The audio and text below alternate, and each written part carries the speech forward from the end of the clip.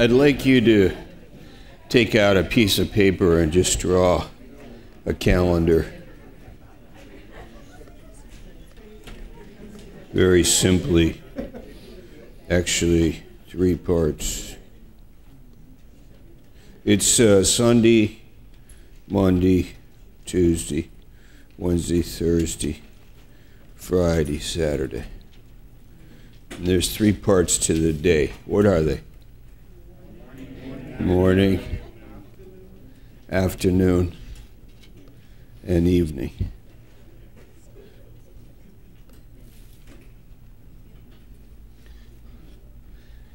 Here's the point. Is your life organized? Do you have a plan? Do you make plans? Or do you just live your life and whatever happens when you wake up in the morning happens, which really may not be much? Or do you make a plan and do you execute the plan? Okay? Planning as a team member, okay?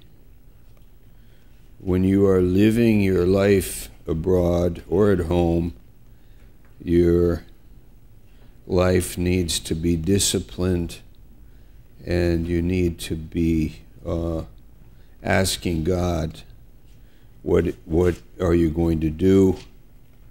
How are you going to make decisions regarding the important things? This is like a very good subject. This could take a whole month to teach about this, because many times people fail in doing the convenient thing instead of the important thing. Right now, your life is probably fairly well organized. You have your housing, your job, your school. You may be very busy, very organized. When you're in a school like this, you have a schedule, you have commitments, and you show up. And a lot is happening for you. You are being taught. But when you go abroad as a team member planting a church, you have to make this whole plan on your own and with your team decide what we're doing and how are we going to organize our lives. You may have a job, you may have a part-time job, you may have schooling like a language school, and then of course you have your church life, your Bible study life, your prayer life, your team life. So it's a huge way of thinking about your life, maybe in a new way. Because if you're 18 years old, you did high school, and that was the schedule. You did high school athletics maybe, or however. Then you had a job maybe, that was a schedule. You had your family life. You're here in Bible school, you have a life. Now when you move to Uruguay, or Burma, or Nepal, and you're sitting there thinking, who's going to tell me what to do? And you know what you could end up doing is wandering around the city, wondering, what am I doing here? You know, how am I going to use my time? And you sit down and you have a coffee or a tea, and you start to think, wow, I have a great opportunity here.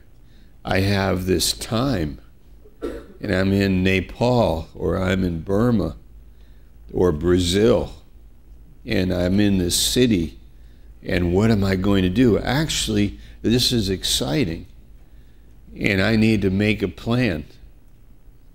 And I learned this being in Finland on the Finnish team. I asked the team to make this calendar, morning, afternoon, evening, and fill it out for the week, because we just didn't know, we didn't have a program. Like the school, NBCNS, tells you your program. You know, if you have a job, you know, at a gas station, your employer tells you your hours. And, you know, if you have a church to go to, your church tells you when you need to show up.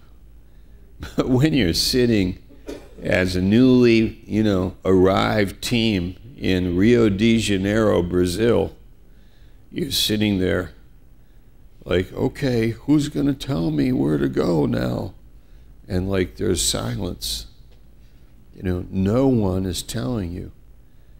You have to learn like how you are using your time and make your way. And a lot of times the practical things in life are like, of course, they're very important to some people. They're all about the details of life, and we're thankful for that. But I want to get past that also and get into the real purpose of why we're in the country. And think about what are we doing, where our meetings, meeting people, like taking time, being patient, and thinking that your first year on the field is really not so much me saving Brazil. Like, I have come, we are taking on Brazil, we're leading Brazil to Christ. But instead, I am here for the Brazilians to teach me, and for God to teach me, and for me to learn, because I really don't have much to give to Brazil, except I have everything to give to Brazil. But I also have to realize that people have been here before me. Christianity has been here before me. Also, I need to learn. There are language issues and practical issues, and what does God want and what is he doing here? And so I need some order in my life to define my purpose and the process that's going to happen. And they say, the people that study, this whole thing about people that move, you go to a different country, when you first arrive, there's like, high expectation and excitement, and this goes, and after about 3 months, it starts to leave. You're starting thinking of, okay, Brazil is a great place, but, they speak Portuguese here. Okay, I think I'm finished now. After 6 months, it might be that you'd like to go home. And expect this. This is really great before I go, that I'm knowing that, I'm not going as a tourist. If I'm going as a tourist, that's fine, but I should recognize that before I go. I'm only going to go there for, some months or maybe a year, and I'm finished, and that's fine. We do send people if they feel led, that we are behind them, if they have maturity, if they're faithful in the local assembly, if they have some maturity, and we can be behind them. But it's another thing when the spirituality, and you can be this way, but the spiritual life, maybe we just can, I don't know how to draw it, it's just, the spiritual life is making body life happen, and body life carries you in a foreign country. You don't talk the same as the foreigners in the foreign country. With this one, this kind of dive, and they may get acclimated. This is negative, and they start to talk about how they don't like Finland, America, you foreigner, the international students here. I mean, you don't like it. I mean, that's fine. We're Americans, that's different for us, you know. And if we hear you don't like our country, it doesn't really, I understand it because of what we're talking about. What you love, what you are enjoying here isn't America. It's the ministry of Christ. That's what you are enjoying. The same with me in Finland. I love Finland in the beginning very much, but I started to become negative. But that was also when, after our first year, we started to like really realize body life. And my second year there, I was like in heaven. But I was just, it didn't matter to me, like the things about Finland that I learned to appreciate the things that maybe, you know, other people wouldn't appreciate. Like I didn't feed negativity, but I fed thankfulness and you know, it was a different type of experience, but it was the life of Christ is really, and the verse that I really thought about often was just 2 Corinthians 4. Well, how is it? For God who commanded the light to shine out of darkness has shone in our hearts. And that you know, Finland is in the same, is it longitude or latitude? Which one is the horizontal one? Is that latitude? Yeah. As Alaska, 1/3 of the country is in the Arctic Circle. So that means, you know, in the winter, it really short day. You know, the sun could come up at, you know, it might be light at 10 in the morning, and it may be getting dark at 3 in the afternoon. So, like, you know, it was dark, but that's okay because it didn't change my life because of this. Actually, it makes people, it has many good effects, I think, on people.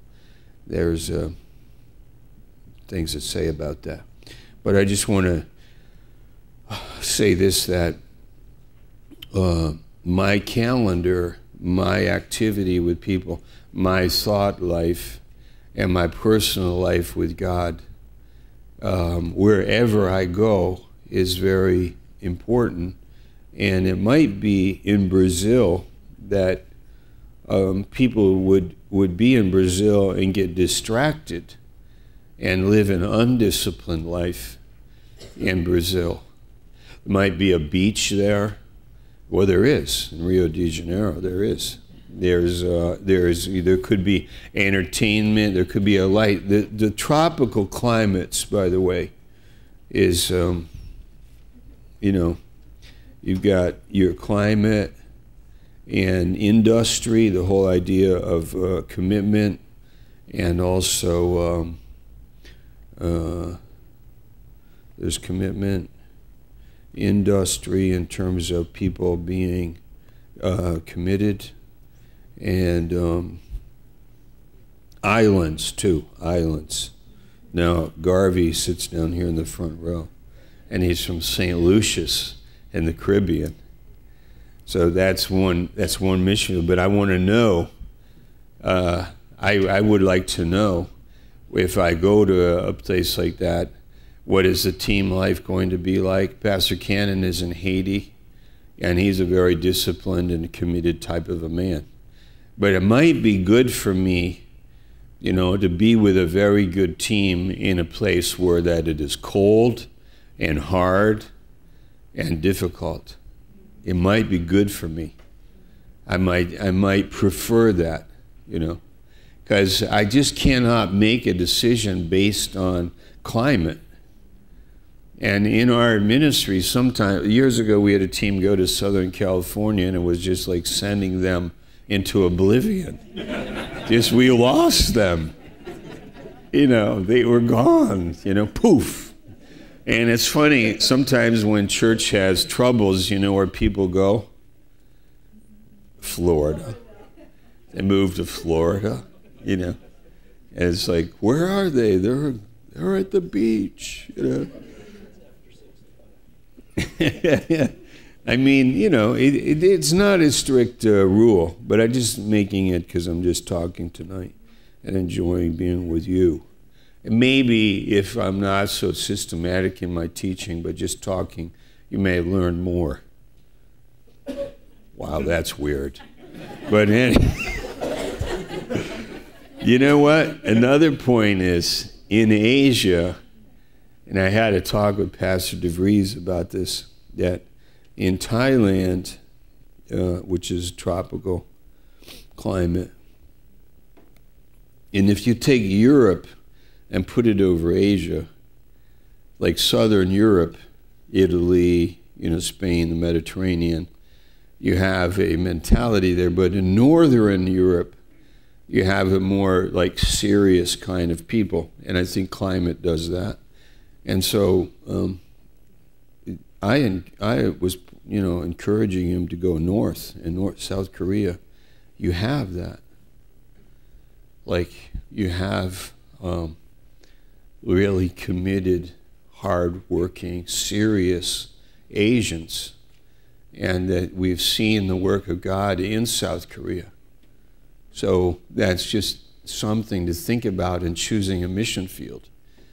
And actually, when in the Soviet Union, like Siberia,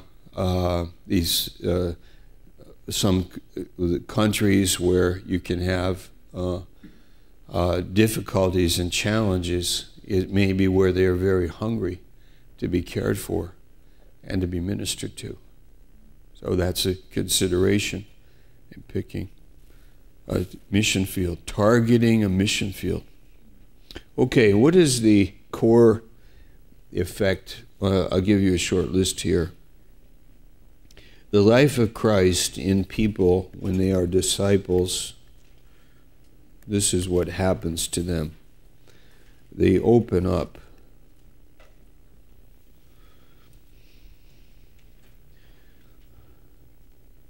They are more vulnerable. They are being loved, right? They lay down their lives, 1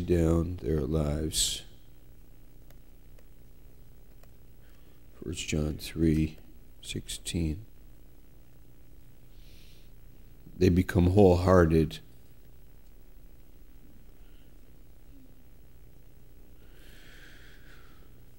They love the unlovely. Love the unlovely. Just look at your neighbor and just say, amen.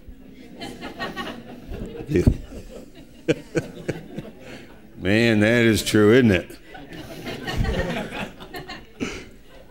Okay, love the unlovely.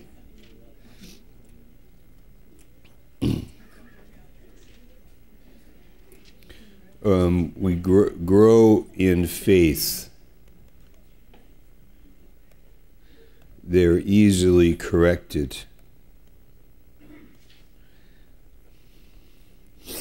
Okay, that's a good short list there.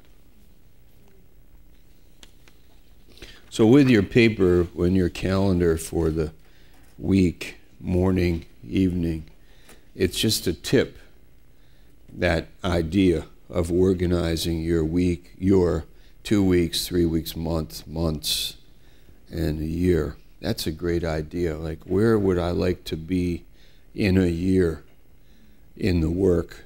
What do I think could happen? I don't know. It's too far ahead of me, but 3 months isn't so far ahead of me.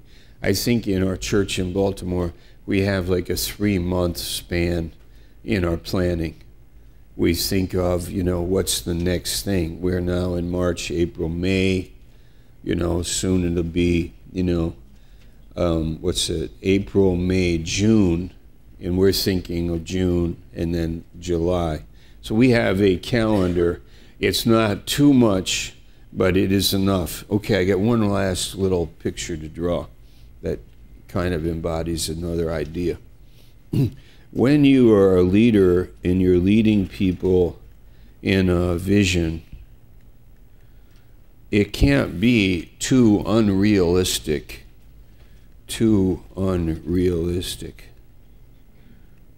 it should be attainable.